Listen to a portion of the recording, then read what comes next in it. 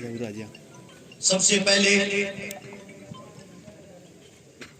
आवाज सुन रही मात्र शक्तियां, पिता दुर्लभ बुजुर्ग नौजवान साथी, आप सभी के चरणों में हरियाणा से आए आपके बेटे हर्ष छिकारा की हाथ जोड़कर राम राम। सबसे पहले तो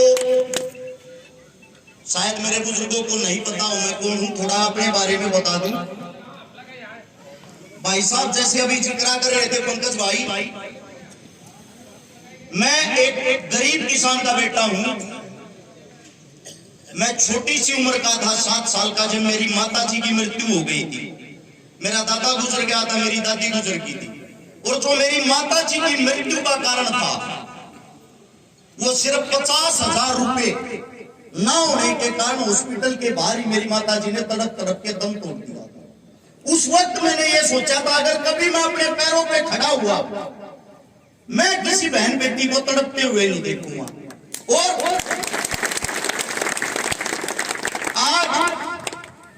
अगर आज की बात करें, 400 उन गरीब बेटियों की शादियां कर चुके हैं जिनका भाई नहीं था, बाप नहीं था। 100 उन बहनों का भात भर चुके हैं जिनके पाटने पर चढ़ने के लिए भाई ही नहीं था। लगभग 35 करोड़ रुपए की नगद गरीबों की मदद कर चुके हैं। 2,500 उन परिवारों को बसा चुके हैं जिनके घर में पीने के लिए पानी का मटका तक नहीं था। बात किसान की हो, जवान की हो, बहन बेटियों की इज्जत की हो, मान सम्मान की हो, जब भी जो भी आंदोलन हुआ है, लगभग 135 आंदोलनों में सबसे आगे अपनी भागीदारी रही है। जिस वक्त किसान आंदोलन हुआ था दिल्ली में और जो मोदी की छाती में टक्कर मारी थी, वे बैरिकेड तोड़ने वाले सबसे पहले चोट खाने वाले हम ही थे। हमारे ही पैरों पे उन चीजों के आज भी निशान है। अब बात आती है झुंझुनू की, हिंदुस्तान की इस मिट्टी को सबसे पहले तो मैं दोनों हाथों से सलाम करता हूं। गौर से मेरी बात को सुनना और मेरी बात को समझना। मुझे तालियों की जरूरत नहीं है, मुझे जरूरत आप लोगों की समझ में वो बात आनी चाहिए। झुंझुनू हिंदुस्तान के अंदर वो जगह है जिसके अंदर जब जब हिंदुस्तान को जरूरत पड़ी है, जब जब हिंदुस्तान की सरहद पर युद्ध हुआ है, सबसे पहले सादा यहाँ के बेटे यहाँ के खून ने दिए।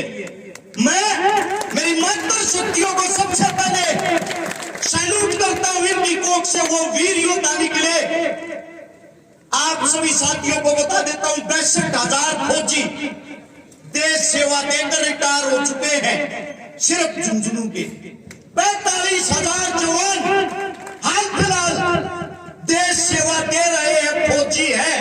हाल फिलहाल पूरे हिंदुस्तान के अंदर ऐसा इस सेवा कोई जिला नहीं है।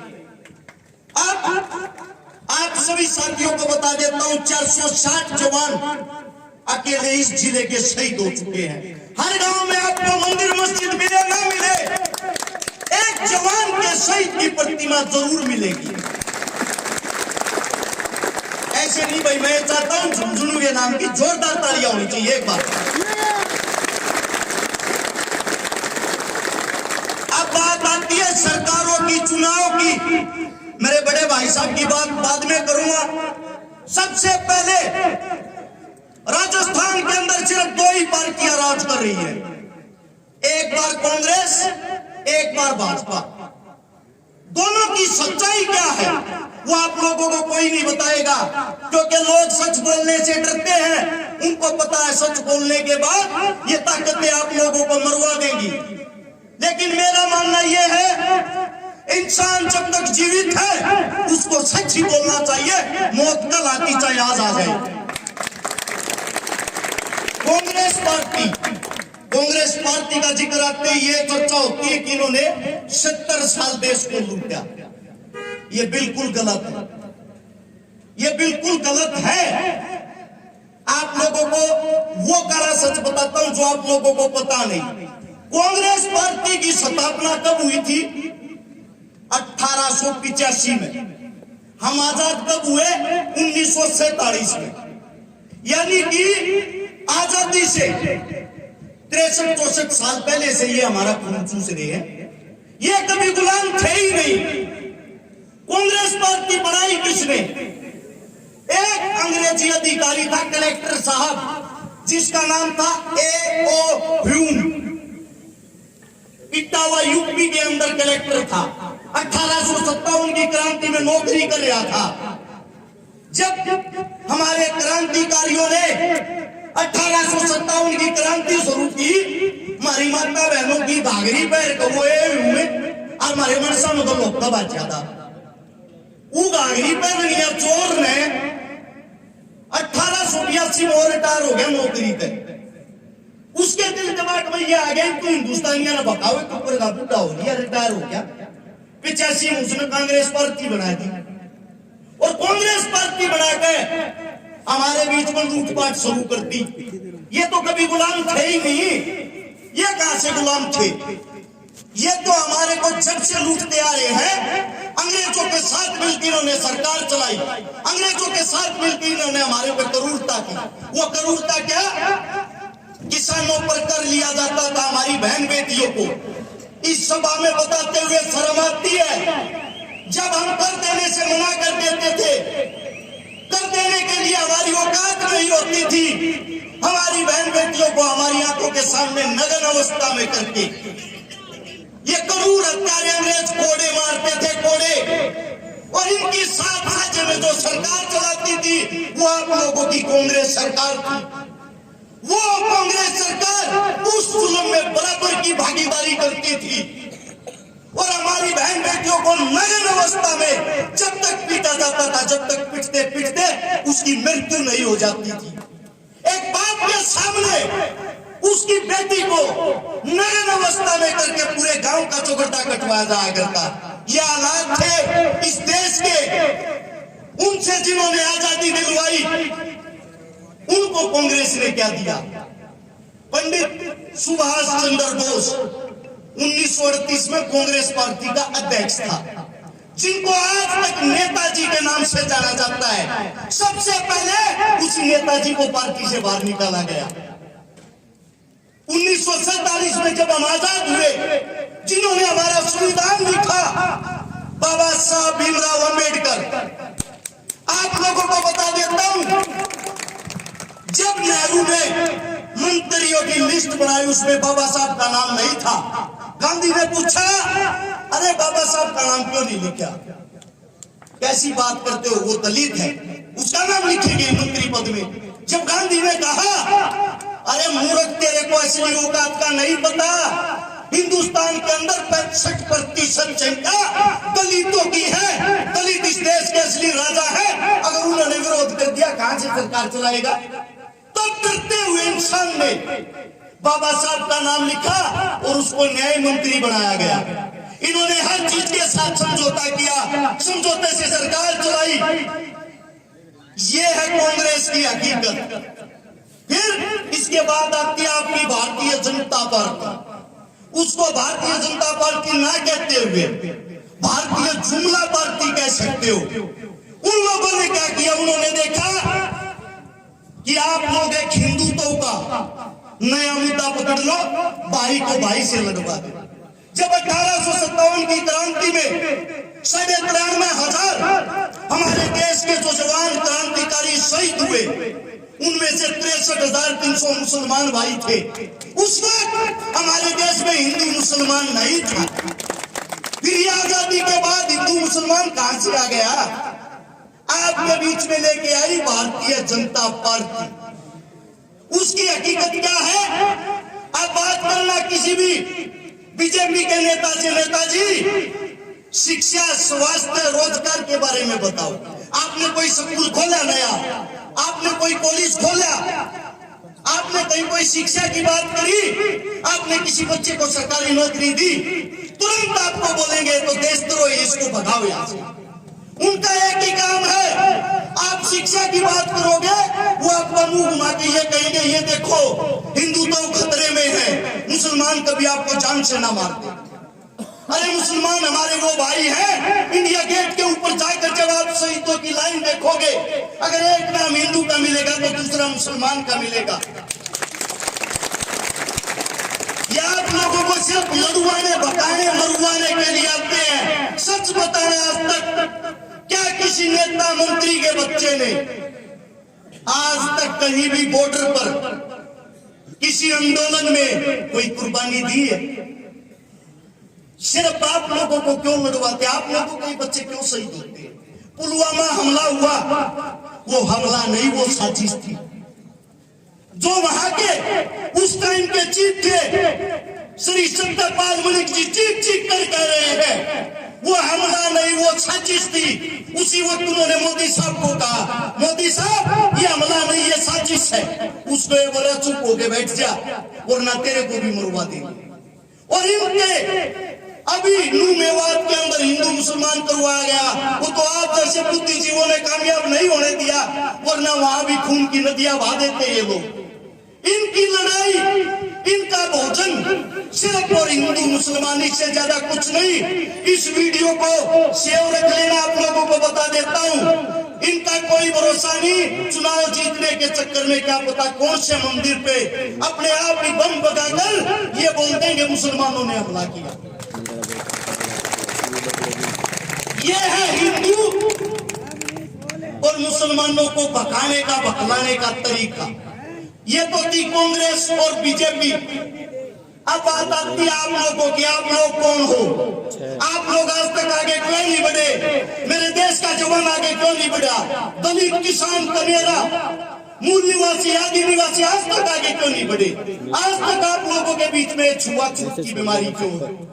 आज भी अखबार में खबर पढ़ते हैं कि दलित समाज के बेटे ने कुएं से पानी पिया तो उसकी की गला घोट कर हत्या। आज भी ऐसी चीजें हमारे बीच में पढ़े लिखे होने के बाद क्यों है? आप सभी साथियों को बता देता हूं, हम लड़ना नहीं चाहते लेकिन वो लड़वाना जानते हैं, उनसे बचना होगा। और जो जुठलर महाराज है हमारे मोदी साहब, उसको तो एक बार ये पता लग जाए अगर यहाँ की जनता में यहाँ की सीट पर मुसलमानों की वोट ज्यादा होगी, तुरंत अपने बयान बदल देगा। यहाँ का बोलेगा, मित्रों मेरा झुंझुनू से पुराना नाता है, मेरे दादाजी 70 साल पहले पठान का बच्चा था। बाद में पता चलता है क्या बोला, सिर्फ और सिर्फ एक वोट बैंक के लिए। इसलिए आप सबसे कहता हूं उनके बहकावे में ना आए। अब बात आती है लड़ाकों की, योद्धा की। हनुमान जी बेनीवाल, चंद्रशेखर रावण, दोनों मेरे बड़े भाई आदरणीय हैं। मैंने दोनों को हर वक्त लड़ते हुए देखा। दोनों भाई मेरे को अपना छोटा भाई मानते। मैंने दोनों भाइयों से विनती करी कि आप एक हो जाओ, क्योंकि किसान का, जमींदार का, दलित का, कुचले हुए वर्ग का कोई नहीं है। दोनों ने झट से मेरी बात मानी और दोनों बोले ठीक है हम एक हैं। एक हो गए। एक होकर उन आदमियों ने उन लड़ाकों को ढूंढना शुरू किया जो उनकी लड़ाई को आगे बढ़ा सके। आपके बीच में वो चेहरा बैठा है, मेरा पंकज भाई, एक ऐसा लड़ाका, एक ऐसा योद्धा। अगर इसकी हार होती है, मैं आप लोगों को ये बता देता हूं, इसकी सेहत पे कोई फर्क नहीं पड़ेगा। आप लोगों की सेहत पे फर्क पड़ेगा, क्योंकि अगले जीवन में अगले 50 साल तक भी आपकी लड़ाई लड़ने वाला दोबारा से कोई हिम्मत नहीं करेगा। इस हिम्मत को मत टूटने देना। और मेरा भाई को मना कर रहा था इस चीज को, लेकिन मैं एक बात बता देता हूं, चुनाव खाली वोट से नहीं जीता जाता। दूसरी ताकतें बहुत सारा कड़ा मौलदा पे बैठी है, वोट की गैल नोट भी चाहिए गई छोरे, और वे जीत तुम दोगे क्योंकि ये बालक खारा है। और यो चुनाव यो नहीं लड़ रहा, यो चुनाव तुम लड़ रहे हो। समझ में कि एक ही बात है, जितने आप लोग बैठे हो यहाँ पे सब अपने आप को पंकज समझो और सिर्फ 20-20 मानस तंग जोड़ने का काम करना है। और वे 20-20 मानस जोड़ के अपने भाई का सारा लड़ाई नजर धरती को हरानिया बाजामन न बता दियो। एक बात और बता देता हूं, कई साथिया कहियो एम और बैम है, आओगी तो कांग्रेस है, आओगी तो बीजेपी है। क्यों आओगी भाई, किस लिए आओगी? हम वोट ना देंगे कड़े आ जाएगी। बदलाव लेने वाले तुम हो तुम, और जब तक तुम बदलाव नहीं चाहोगे बदलाव नहीं आ सकता। इन बातों को ध्यान रखना। कांग्रेस ने फराज तक के भला करा है और बीजेपी ने के भला करा है, और यो आदमी दिन रात धरती लड़ा रहा। और जब तक नहीं तब ताकत दे दी गिट्टी पर बातें के बीच में नहीं पाड़ देगा उन्हें। अपने मन से मजबूत करो। यह लड़ाका की धरती है और लड़ाका ही आप लोगों के सामने खड़ा है। इसकी उम्मीदों पर पानी मत भरने देना।